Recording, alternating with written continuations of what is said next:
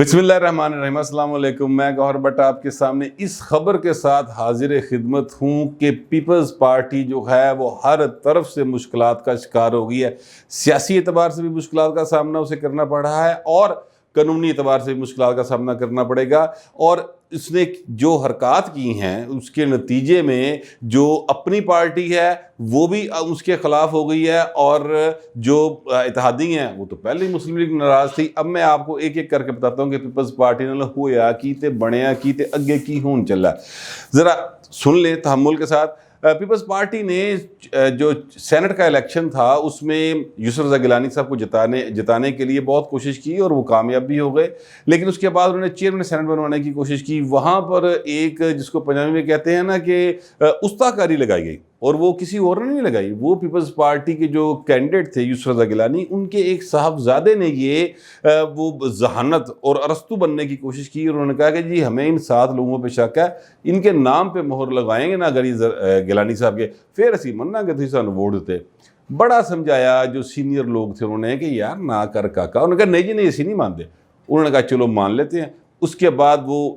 उसके नाम पे मोहर लगी और वही 7 वोट मुस्तरद हुए, जिसके नतीजे में गिलानी साहब इलेक्शन हार गए। अच्छा, अब उसके बाद उन्होंने क्या किया, उन्होंने कहा कि जनाब हम अपना अपोजिशन लीडर लेके आते हैं। अपोजिशन लीडर लेने के लिए, बनाने के लिए उनके पास नंबर्स पूरे थे। 21 पीपल्स पार्टी के, 2 उनको फाटा के मिल गए, 1 जमात इस्लामी का मिल गया और 2 उनको एएनपी ने दे दिए। इस तरह उनके पास नंबर्स पूरे थे। लेकिन इसके बावजूद ये गए अपना बाप वालों के पास, और बाप वालों ने अपने बाप के कहने के ऊपर इनको वोट दे दिया। और उसके नतीजे में क्या हुआ कि मुस्लिम लीग नवाज जो उनकी इत्तेहादी थी, जिनके वोटों की बदौलत पीपल्स पार्टी गिलानी साहब का इलेक्शन जीती थी, वो सारी की सारी नाराज़ होकर बैठ गई और एक दूजे दे कपड़े ला रहे, एक दूजे लीरो लीर किते पेने है। बाकायदा तौर पे ट्विटर के ऊपर हो या इलेक्ट्रॉनिक मीडिया के ऊपर आप देखिए किस तरह से ये पीपल्स पार्टी पर हर तरफ से हमले जारी हैं। अच्छा, अब वो तो एक काम चल ही रहा था, उसके साथ साथ हुआ क्या कि पीपल्स पार्टी के जो एक बहुत सीनियर रहनुमा हैं मियाँ रज़ा रब्बानी उनका नाम है, वो भी अब बाहर आ गई। यानी मुस्लिम लीग नवाज में से शीन तो नहीं निकली, लेकिन पीपल्स पार्टी में से नून लीग बाहर आ गई है। और वो कैसे आ गई है, उन्होंने बयान दिया। उन्होंने कहा कि जनाब पीपल्स पार्टी ने जो बाप के वोट लिए हैं ना, इससे हमारी नज़रियाती असास को दचका पहुंचा है और हमें ये नहीं लेने चाहिए थे, ये फ़ैसला हमारा गलत है। अच्छा है, तो ये जो रज़ा रब्बानी साहब है ना, ये बड़ी असूल की बात करने वाले आदमी हैं। इनको जो सही लगता है ये वही बात करते हैं, ये दूसरी कोई बात नहीं करते और ना ही सुनते हैं। इन्होंने माजी में बहुत सारी जगहों पे इख्तलाफात किए हैं पार्टी की क़यादत के साथ, और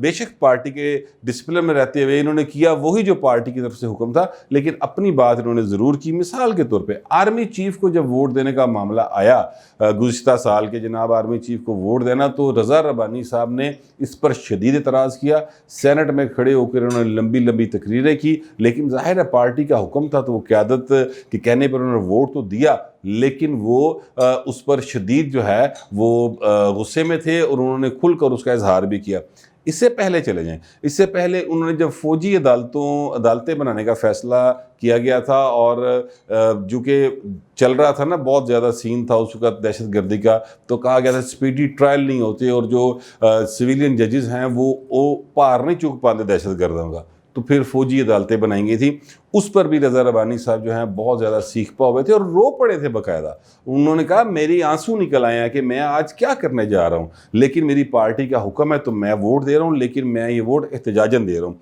ये बात भी उन्होंने की थी। अच्छा, रज़ा रब्बानी साहब जो है ना, वो 18वीं तरमीम, जिसके ऊपर पीपल्स पार्टी फ़ख्र करती है कि हमने ये 18वीं तरमीम की, तो ये वो फ़ख्र है जो पीपल्स पार्टी हर जगह पे क्लेम करती है। उसके खालक जो है ना वो रज़ा रब्बानी साहब हैं। लिहाजा रज़ा रब्बानी साहब के ऊपर कोई ये नहीं कह सकता कि जनाब ए भाई किसी दे फ़ोन कॉल ते इधर हो गया या उधर हो गया। नहीं, ये अपनी पार्टी के साथ कमिटेड लोग हैं, लेकिन इनकी एक आदत है اور یہ عادت ویسے اچھی ہے، جمہوری پارٹیوں میں ہونی بھی چاہیے، وہ کھل کر اپنی چیزوں کا اپنے خیالات کا اظہار کرتے ہیں۔ اس کے ساتھ ساتھ مصطفیٰ نواز کھوکھر صاحب ہیں، بلاول صاحب کے یہ ترجمان رہے ہیں، اور اس وقت بھی انہوں نے اسی قسم کے ایک ایشو کے اوپر بلاول صاحب کی پالیسی سے اختلاف کرتے ہوئے باقاعدہ طور پر ترجمانی سے استعفیٰ دے دیا تھا۔ ابھی تک وہ واپس نہیں آئے، اگرچہ اس وقت ان کے والد صاحب نواز کھوکھر صاحب زندہ تھے، انہوں نے صلح شلح کروا دی تھی اور معاملات کول ہو گئے تھے، لیکن انہوں نے اپنی پوزیشن پہ وہ واپس نہیں آئے۔ اسی طرح اب بھی انہوں نے باقاعدہ اس پر بیان دیا اور میڈیا سے بات کی، اور انہوں نے کہا کہ پیپلز پارٹی جو ہے اس کو اس طرح کے فیصلے نہیں کرنے چاہیے جس سے ہماری پبلک میں بدنامی ہوتی ہے۔ ہمیں باپ کے ووٹ لینے کی ضرورت ہی نہیں تھی، ہم اس کے بغیر بھی جو ہے اپنا وہ لا سکتے تھے اپوزیشن لیڈر، تو ہمیں یہ فیصلہ درست نہیں ہے۔ ان کا یہ بھی کہنا تھا کہ اگر ہمیں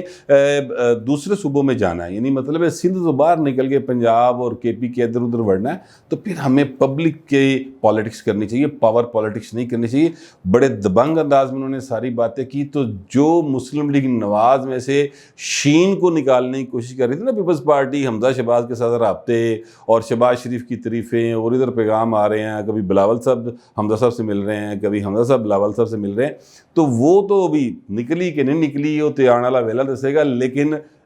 پیپلز پارٹی میں سے نون لیگ ضرور برآمد ہو گئی ہے۔ اور یہ دونوں باتیں جو میں نے آپ کو بتائی ہیں، یہ نون لیگ کے موقف کی 100% تائید کرتے ہیں کہ پیپلز پارٹی نے جو حرکتیں کی ہیں اس کے نتیجے میں پیپلز پارٹی کے اندر جو ہے ایک باقاعدہ طور پر نفاق پیدا ہو چکا ہے۔ اب 5 تاریخ کو پیپلز پارٹی کی CEC کا اجلاس ہے، اور اس میں ظاہر ہے کہ رضا ربانی صاحب تو اس کے ممبر ہیں، اور مجھے یقین ہے کہ رضا ربانی صاحب وہاں پر بیٹھ کر بھی اپنی اصول کی بات ضرور کریں گے۔ ظاہر ہے فیصلہ تو پھر آصف زرداری صاحب نے کرنا نا۔ ویسے زرداری صاحب کے جو پاور پالیٹکس کے فیصلے ہیں نا، وہ اپنی جگہ پہ کسی حد تک اچھے بھی ہوتے ہیں، لیکن ان کی پبلک جو امیج ہے وہ بہت زیادہ خراب ہو گیا ہے پیپلز پارٹی کا، خاص طور پہ پنجاب میں، جس کی وجہ سے ہر بندہ جو ہے نا وہ اب یعنی پیپلز پارٹی کو سیریس نہیں لیتا۔ پنجاب کی حد تک تو انہیں کوئی سیریس نہیں لیتا، اور کہا یہ جاتا ہے کہ جناب یہ تو بی ٹیم بنے ہوئے ہیں اسٹیبلشمنٹ کی، یہ تو عمران خان کو ریپلیس کرنے چلے ہوئے ہیں، اور عمران خان کی جو حرکتیں ہیں وہ پیپلز پارٹی کر رہی ہے، اور یہ زیب نہیں دیتی۔ اچھا جی، یہ جو زرداری صاحب نے جتنی کوشش کی کہ جناب میں کسی طرح اپنے آپ کو ریپلیسمنٹ کے طور پہ پیش کر سکوں یعنی اسٹیبلشمنٹ کو، تو اس کے بعد اب جو انہیں ایک نیا ان کے خلاف، ظاہر ہے عمران خان وہ کوئی ویلا تو نہیں بیٹھا رہا نا، اس نے بھی کوئی سوچا ہوگا، اس نے بھی کوئی چال تو چلنی ہے نا، تو لہٰذا انہوں نے کیا کیا، جو براڈ شیٹ کا ایک سکینڈل تھا جس کی انکوائری کمیشن بنایا گیا تھا، اس کی رپورٹ آ گئی ہے، اور اس براڈ شیٹ کے سکینڈل میں سے نکلا کیا ہے، یعنی پہلے تو یہ ہے کہ اس رپورٹ کے اوپر کئی سوال ہیں۔ پہلا سوال یہ ہے کہ کاوے موسوی جو ہے جس نے آپ کے ساتھ ہاتھ کیتا، جن نے تانوں $70 ملین دا ٹیکہ لایا، اس کا آپ کو بلا کے بیان لینا چاہیے تھا۔ اس کو سمن تو کرتے، براڈ شیٹ کے جو کمیشن تھا شیخ عصمت سعید والا، انہوں نے بالکل اس کو سمن ہی نہیں کیا، اور حالانکہ وہ کاوے موسوی صاحب یہ کہہ چکے بار بار کہ جناب مینوں بلاؤ، میں حاضر، اگر آپ مجھے نہیں بلانا چاہتے یا کرونا کی وجہ سے کوئی مسائل ہیں تو میں آن لائن یعنی بیٹھ کر باقاعدہ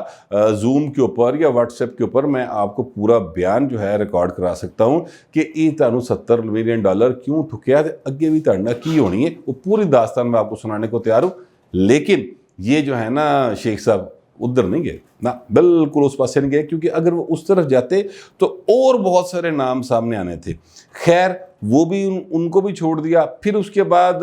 جو ریکمنڈیشن دی،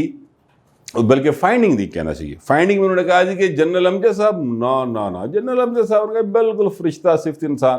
کچھ نہیں ہونا، وہ بالکل غلط ہے اس کے اوپر الزام۔ انہوں نے تو کہہ دیا تھا کہ جناب یہ قانونی معاملہ ہے تو یہ قانونی لوگ دیکھیں گے۔ تو اس وقت کے پراسیکیوٹر جنرل نیب جو ہیں وہ تھے، مطلب وہ دنیا میں نہیں رہے، فاروق اعظم صاحب، ان پر انہوں نے ڈال دیا کہ جی فاروق اعظم صاحب کا قصور تھا، جنرل صاحب کا تو کوئی قصور نہیں تھا، جنرل امجد صاحب کا جنہوں نے معاہدہ کیا تھا، جنہوں نے سین ہوئے سن، انہوں نے کہا نا ان کا قصور کوئی نہیں تھا۔ اچھا یہ جو شیخ عصمت سعید صاحب ہے نا، یہ بھی اس وقت خود بھی ڈپٹی پراسیکیوٹر جنرل نیب تھے، تو انہوں نے اپنے آپ کو بھی بچا لیا، جنرل صاحب کو بھی بچا لیا، اور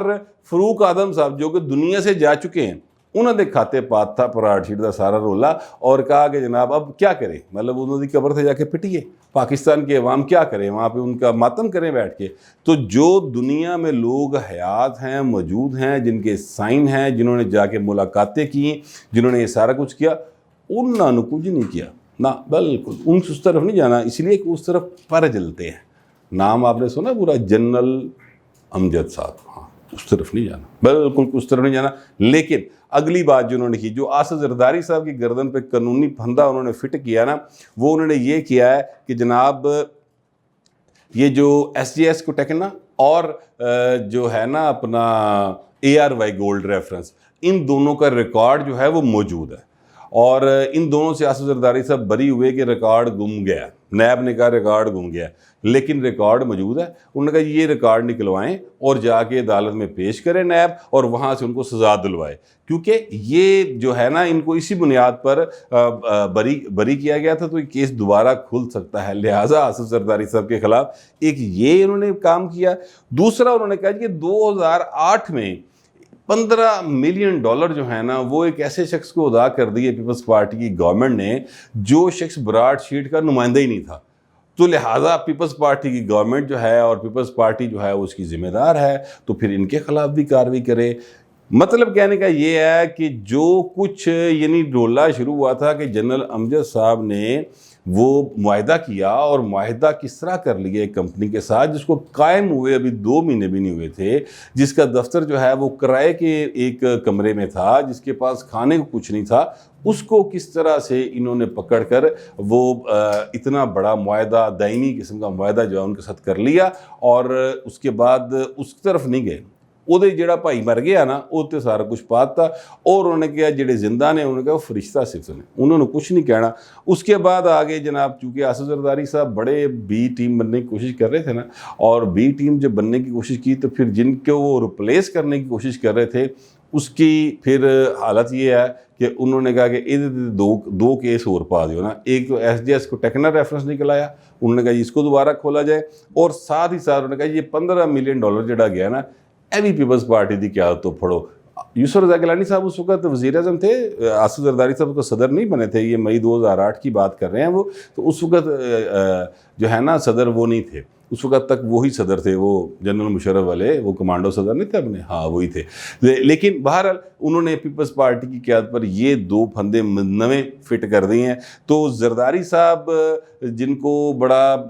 دوسروں کو ایک چال چلنے کا شوق ہے, اور وہاں ابھی مجھے یاد آ گیا, پتہ نہیں ہونا ہے وہ کہاوت ہے وہ سنانی بھی چاہیے کہ نہیں سنانی چاہیے, لیکن میرا دل کر رہا ہے سنانے, تو میرا خیال میں سنا ہی دوں کہ جناب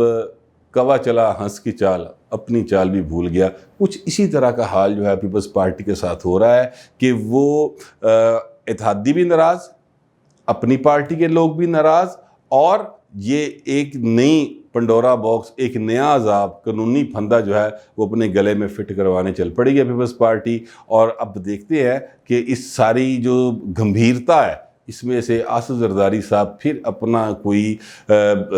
چلاکی چور چال لا کے کس طرح بچتے ہیں, لیکن یہ آنے والا وقت بتائے گا. فی الحال صورتحال یہ ہے کہ عوام میں بھی پیپلز پارٹی کے لیے اچھے تاثرات نہیں ہیں,